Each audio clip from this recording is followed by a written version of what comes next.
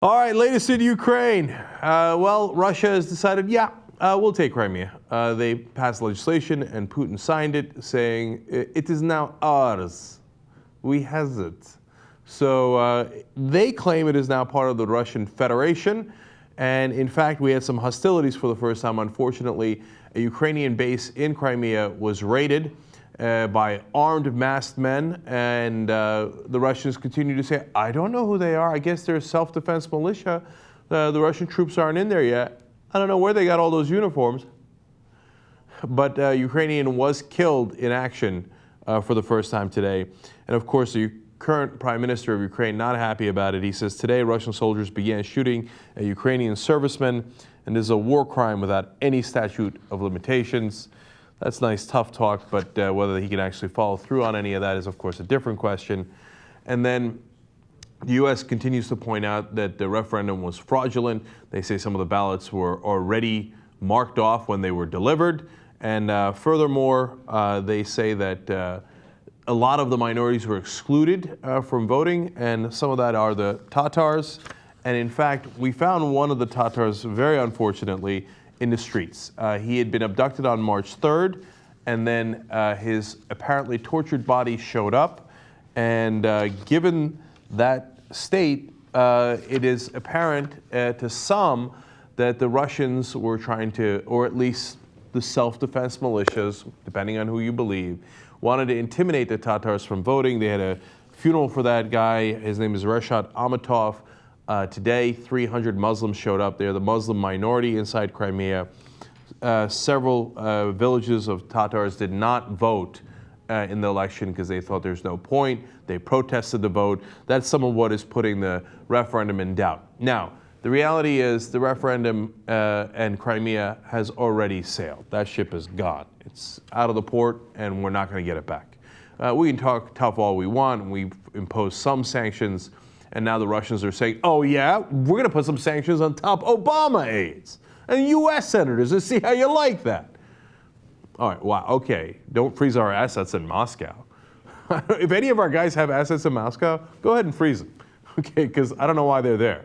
So anyway, John Kerry actually lays down a real red line. Our Secretary of State says, we've made it very clear that that's a hard line referring to going past Crimea into eastern Ukraine.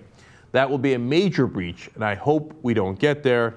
He also said, that would be as egregious as any step I can think of in today's world. In other words, we're going to let you keep Crimea, but you can't go one step further. Now, what happens if they go one step further? Like I've been saying, probably total disaster. Because I think John Kerry's right. You really can't let them go anything further than Crimea. And Crimea's gone, man. That John Kerry statement says, we're not going to try to get it back. Our real line is past Crimea. No question about that. Now, we go to Putin. Now, what's his take on all of this? Well, he gave a speech as he was signing the legislation putting Crimea in the Russian Federation. He said, our Western partners, headed by the United States, prefer not to be guided by international law and their practical policies, but by the rule of the gun. Now, that is both true and deeply ironic. Yes, that's exactly what we did in Iraq and in some other parts of the world. But Putin literally put guns on the streets in Crimea before the referendum, so it's not really one to talk about the rule of the gun, which is exactly what he did. But in reality, of course, what he's saying is, well, you did it first. And again, he's somewhat right about that. We'll get back to that in a second as he continues to talk about the same topic. He says, they have come to believe in their exceptionalism and their sense of being the chosen ones, that they can decide the destinies of the world, that it is only them who can be right. Okay. Now, this refers to our invasion of Iraq because that's where we said we were exercising American exceptionalism, that we could violate other countries' sovereignty when no one else could because we were exceptionally moral and right. That is, of course, profoundly stupid. There's no way that anyone else in the world is going to believe that, and we don't believe that. It's just an excuse to do something deeply immoral under the guise of being exceptionally moral. And so now that's coming back to bite us. So yes, it is in fact Bush's policy, and it is the chickens coming home to roost.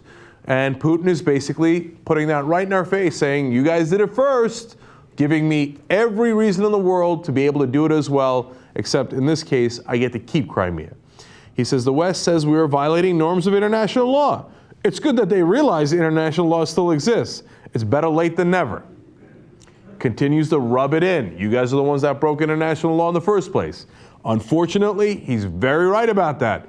We totally ran roughshod over international law in our invasion of Iraq. And we said on the Young Turks at the time that would set a bad precedent. It would come back to bite us. Well, our invasion of Iraq has partly cost us Crimea now. So enjoy. Putin continues, in the case of Ukraine, our Western partners have crossed a line, a red line.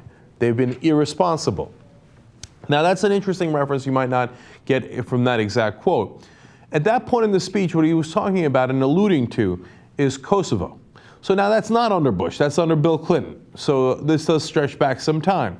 Now, I happen to think that our actions in Bosnia and Kosovo were justified given the mass murder that was happening there at the time. Now, of course, the Russians didn't care about any of that. They were on the side of the Serbians because of ethnic issues. They said, well, you split up Kosovo from Serbia, so we can split Crimea from Ukraine. So that's an interesting precedent that we set in that way. And again, right or wrong, that's what he goes back to, right? Now, the one thing, again, even if in a situation where I agreed with our action, Bosnia and Kosovo, he is right that we did partition those countries. Now, he is not right in the sense that we didn't keep Kosovo. Kosovo is not the 51st state. Crimea, on the other hand, is now officially, according to Putin, part of the Russian Federation. And there's a giant difference there. All right. Now, he continues with the most important line of all. Will we have further hostilities? He says, we do not want a partition of Ukraine. We do not need this. In the hearts and minds of people, Crimea has always been and remains an inseparable part of Russia. So yes, Crimea is ours, but we will not go any further. Now, do we believe him? No one knows, right? But at least he's on the record stating in that speech several times that they will not go further into Ukraine and that is out of bounds. So at least he's on the record, and you can come back around and say, you said that you would not go any further into Ukraine. Now, if he does, probably things have slipped so out of control, he doesn't give a damn what's on the record. He's going to take it, and then we're going to get into hostilities. Real, significant military hostilities, not patty cake sanctions. So right now, as things stand, it is over. I'll pound the gavel. Crimea is now part of Russia.